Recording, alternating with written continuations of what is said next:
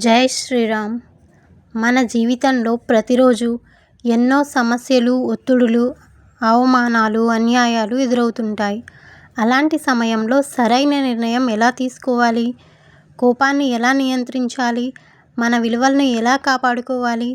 ఈ ప్రశ్నలన్నింటికీ వేల సంవత్సరాల క్రితమే ఒక గొప్ప గ్రంథం సమాధానం చెప్పింది. అదే రామాయణం.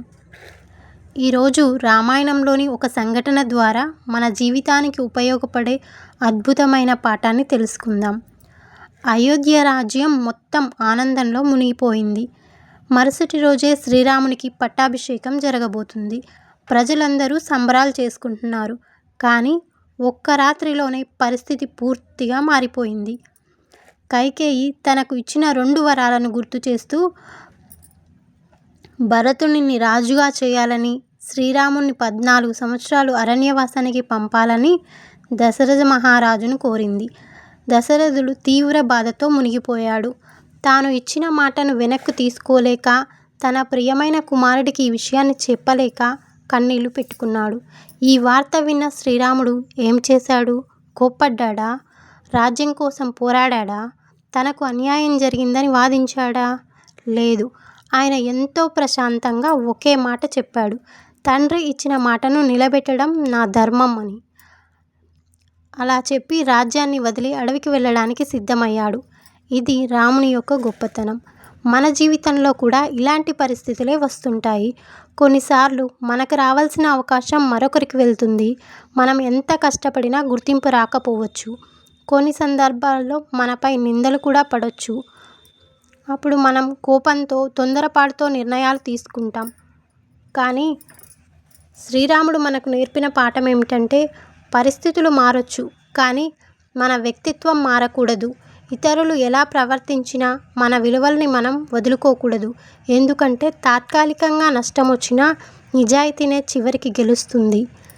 శాంతంగా తీసుకున్నటువంటి నిర్ణయం జీవితాన్ని నిర్మిస్తుంది. కోపంలో తీసుకున్న నిర్ణయం జీవితాన్ని నాశనం చేయగలదు. ఒక్కసారి ఆలోచించండి. ఆఫీసులో మీ కష్టానికి ఇంకొకరికి క్రెడిట్ వచ్చిందా?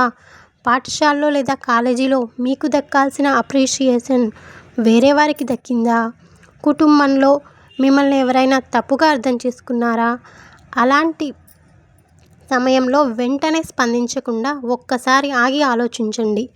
ఈ పరిస్థితిలో శ్రీరామచంద్రుడే ఉంటే ఎలా స్పందించేవారు? ఈ ఒక్క ప్రశ్న చాలా తప్పులని ఆపేస్తుంది. సహనం బలహీనత కాదు, అది మనలోని గొప్ప బలం.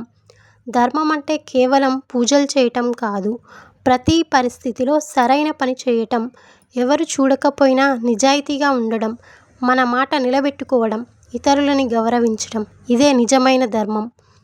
రామాయణం కేవలం ఒక పురాణ గాథ కాదు, అది ప్రతి మనిషి జీవితానికి దారి చూపే మార్గదర్శి. పరిస్థితులు ఎలా ఉన్నా మన ధర్మాన్ని, మన విలువలను ఎప్పుడూ వదులుకోకూడదు. ఈ లెసన్ను ఈరోజే మీ జీవితంలో ఒకసారి ఆచరించి చూడండి. దాని ఫలితం మీకే తెలుస్తుంది. వీడియో నచ్చినట్లయితే మీ కుటుంబ సభ్యులతో, స్నేహితులతో తప్పకుండా షేర్ చేసుకోండి. రేపు రామాయణంలోని మరో అద్భుత లెసన్తో మళ్ళీ కలుద్దాం. జై శ్రీరామ్.